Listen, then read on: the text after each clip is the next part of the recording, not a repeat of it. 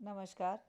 राजा पृथक ने कहा, हे नारद जी, आपने कार्तिक मास के व्रत में तुलसी की जड़ में भगवान विष्णु का निवास बताकर उस स्थान की मिट्टी का पूजन बतलाया। अब मैं भी तुलसी जी के महात्म्य को सुनना चाहता हूँ।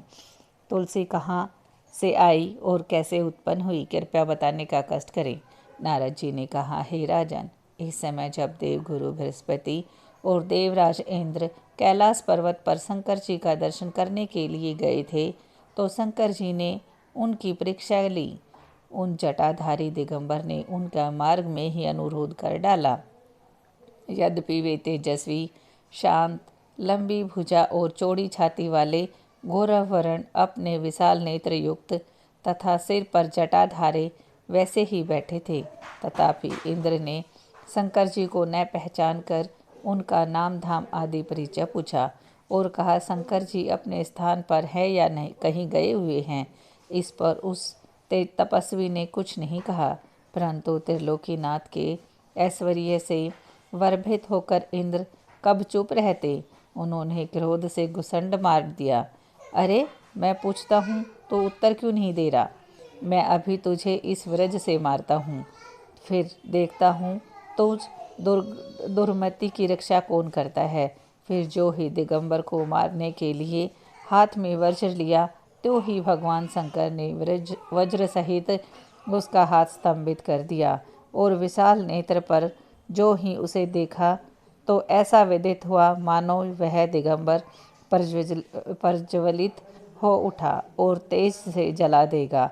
भुजाएं स्तंभित होने से इस इंद्र के क्रोध को दुख का अंत न रहा, परंतु जो ही बृहस्पति जी ने उनको प्रज्वलित देखा, तो ही अपनी बुद्धि से उनको भगवान शंकर जानकर प्रणाम किया और इंद्र को भी उनके चरणों में गिरकर माफ़ी मांगने को कहा।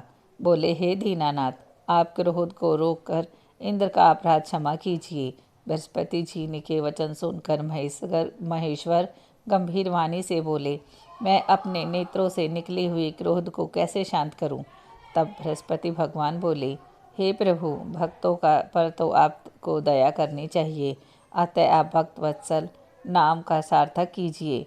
इस तेज को शांत कर इंद्र का उद्धार कीजिए। तब भगवान शंकर ने कहा, मैं तुम्हारी स्तुति से प्रसन्न हूँ, जो तुमने इंद्र को जीवन दान दिलाया। अब मैं तुम्हें अपने वरदान द्वारा जीव नाम से विख्यात करता हूँ। मेरे नेत्र की अग्नि अब इंद्र को पीड़ित नहीं करेगी।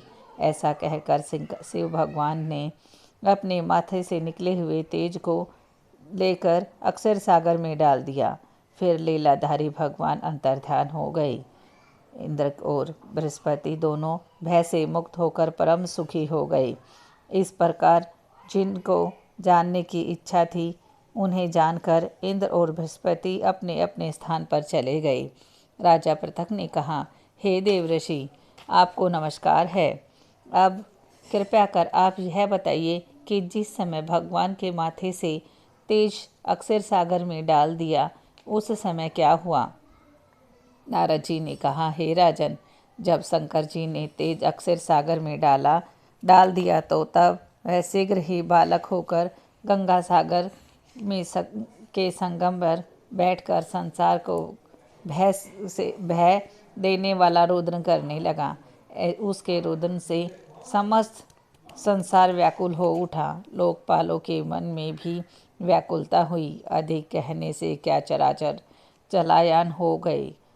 शंकर सुबन के रुदन से ब्रह्मांड व्याकुल हो गई। समस्त देवता और ऋषि मुनि व्याकुल होकर लोक पितामह ब्रह्मा जी की शरण में गए और सब ने मिलकर ब्रह्मा जी से प्रणाम किया, स्तुति की। फिर कहा, हे पितामह, यह तो बड़ा भयंकर समय है, इसका नाश कीजिए। देवताओं की यह बात सुनकर ब्रह्मा जी सत्यलोक से उस बालक को देखने के लिए समुद्र तट पर आए। समुद्र ने ब्रह्मा जी को आता देख उनको प्रणाम किया और बालक को उठाकर उनकी गोद में दे दिया।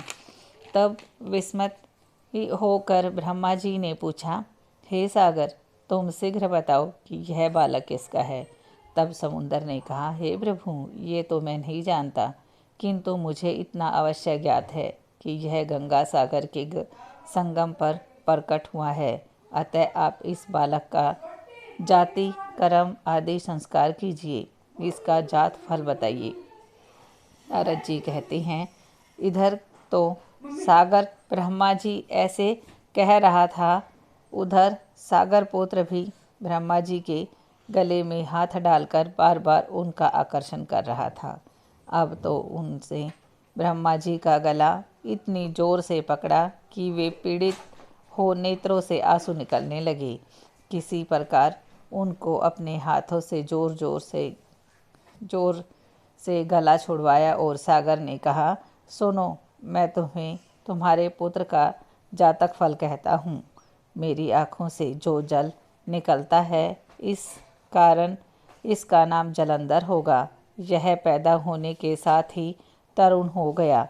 इससे यह सब शास्त्रों का परिणाम महापराक्रमी, महावीर, जवान, रणदुर्गम और दैत्यों का प्रांगत और विष्णु भगवान को जीतने वाला होगा। यह कहीं भी नहीं मरेगा, कहीं भी नहीं हारेगा। एक भगवान शंकर को छोड़कर सबसे अवस्थ होगा।